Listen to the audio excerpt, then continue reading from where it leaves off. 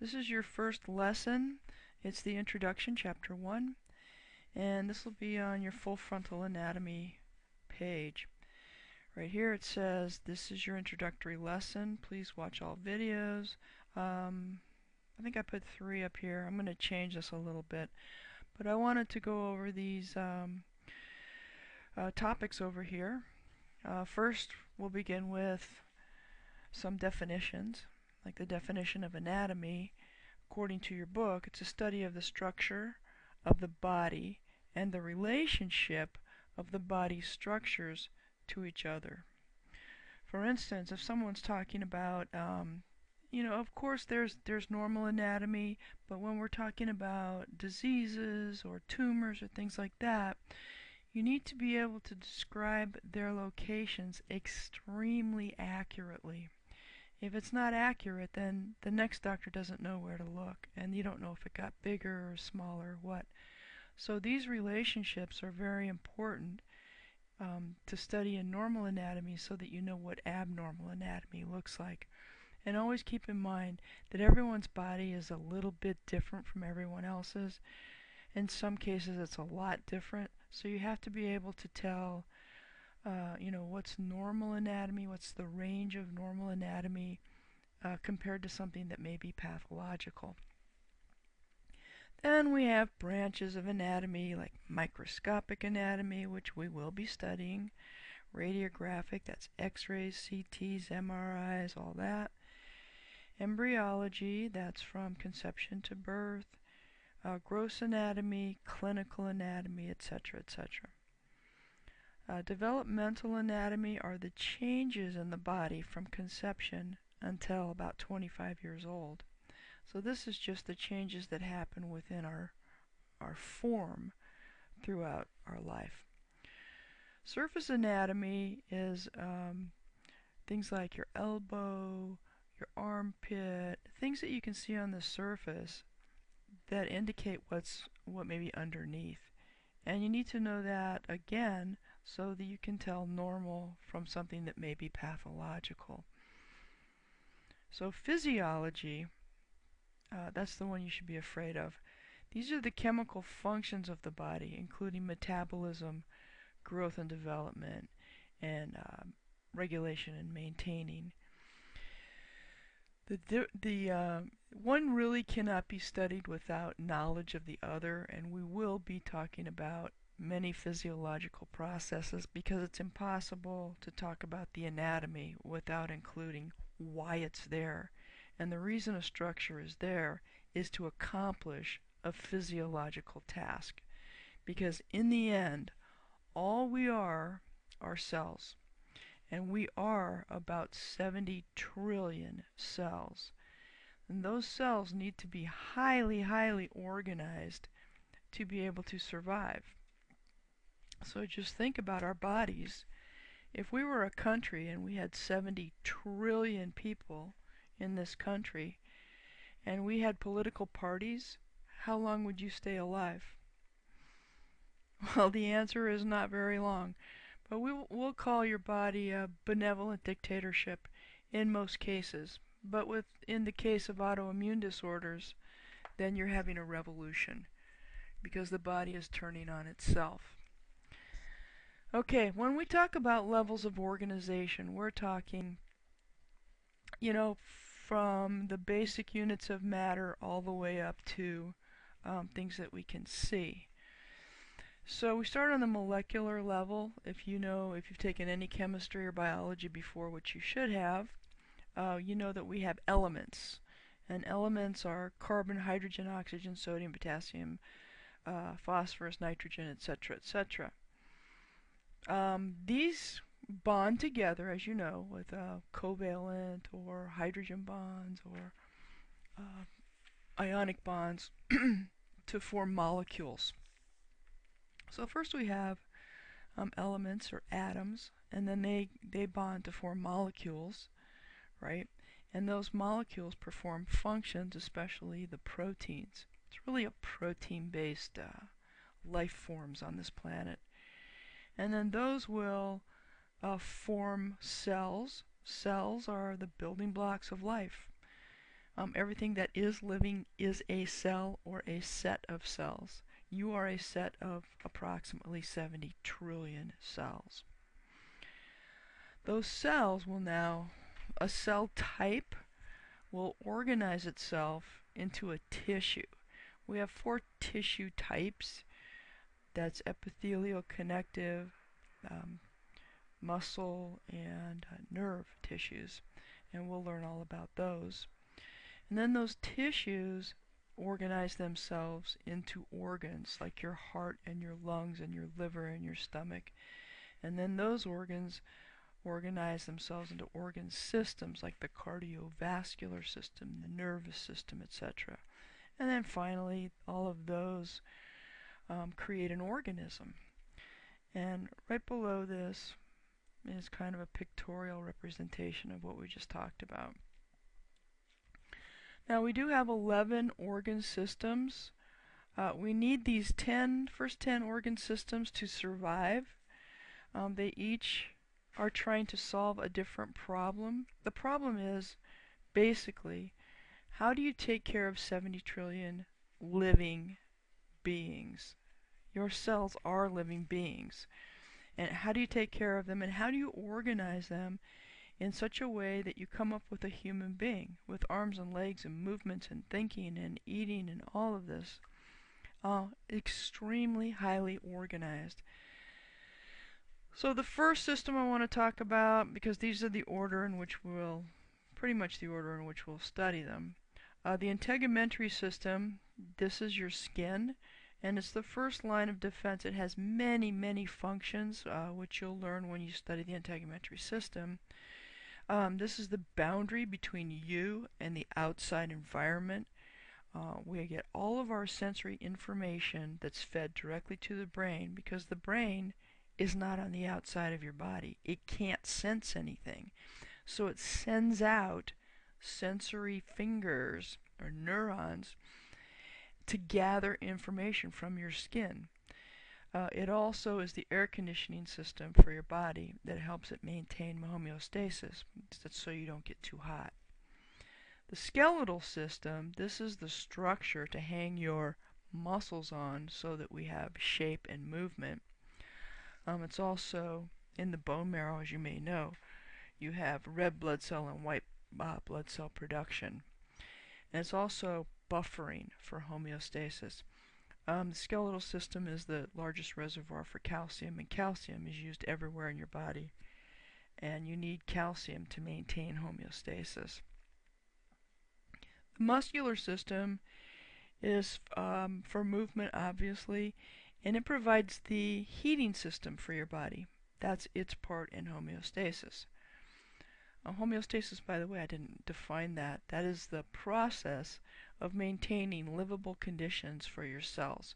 It's a range. For instance, pH is 7.34 to 7.35. It's a very small range, and we have different systems that contribute to keeping that in homeostasis. Because second by second, that will change. Every time you take a drop of water, you dilute your body fluids, and it changes your pH. Every time you drink a glass of orange juice, that changes the acidic balance of your body fluids, and then your body has to readjust to it. Every time you breathe, your body has to readjust to it. Every time you move to a different environment, your body is constantly adjusting to the new parameters. Every time you eat, every time you drink, every time you sleep, every time you go to the bathroom, your body has to readjust to those changes. So let's move on to the cardiovascular system. Obviously, the cardiovascular system is a pump with pipes. And the pump and the main pipes are only the conduits to take all of the nutrients that your cells need to the capillaries. The capillaries are the main show of a human being. This is where all metabolic processes happen. All the nutrition that your cells need, and all the fluids that they need, and the oxygen and the waste products, this all happens in a capillary bed. It's like a tide pool where the water comes in and out, bringing fresh food, taking out waste products. And it happens in a wave-like fashion, where your plasma will rush over the cells and back, in and out and in and out, making sure that they're taking care of the cells for which they are responsible. And each cell has its own metabolic processes, and that's what keeps you alive. So the respiratory system is, its basic responsibility is to bring oxygen into the body and get rid of carbon dioxide, but it's also a very powerful buffering system for homeostasis to keep your blood within a homeostatic range for pH. The nervous system and the endocrine system are both control systems, and the nervous system monitors changes in the environment on the outside and the inside, and then it listens for feedback. It takes in information, it makes changes as necessary, and then it monitors to make sure those changes took effect. And if not, then it will make more changes, or it will stop. But it's constantly, many times per second, making small changes to maintain the perfect homeostasis. So, and the same with the endocrine system. It's making changes in your body continuously.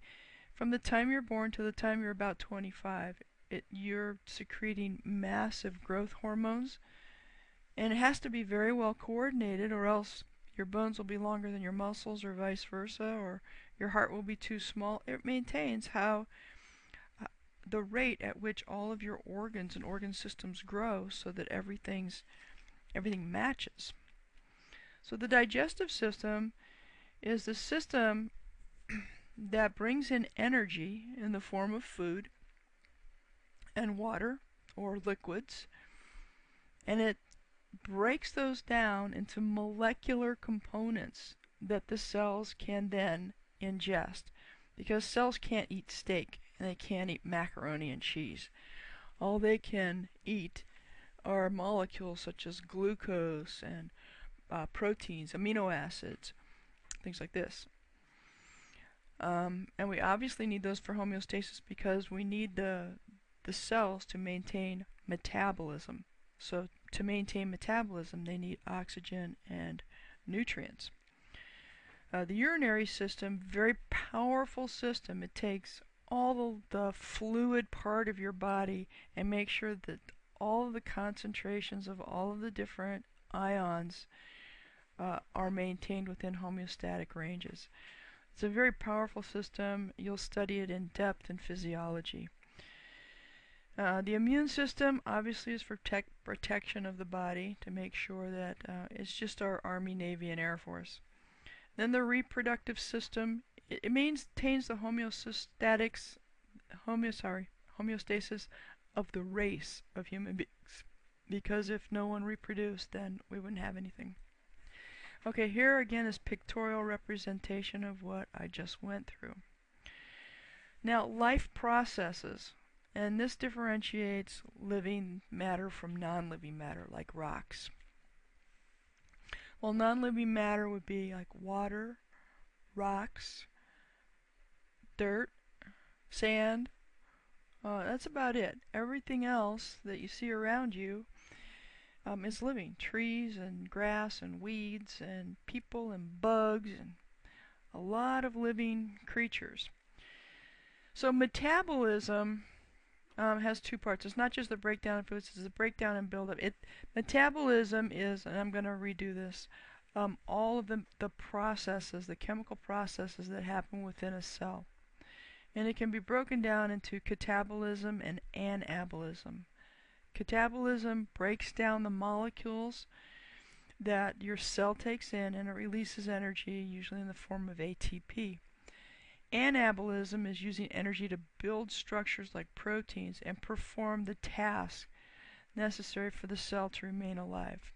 And again, homeostasis is when all systems are functioning normally and the internal environment will be relatively stable at all levels.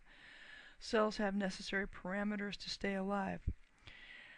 For instance, cells need a certain temperature range in which to survive. They need a certain amount of fluid around them, and that's your urinary system, because cells live in water, just like our primitive cells do. Our cells are not much different than the first cells that were developed on the planet. They have the same needs. It's a little engine, and the engine needs gasoline and oxygen basically to run.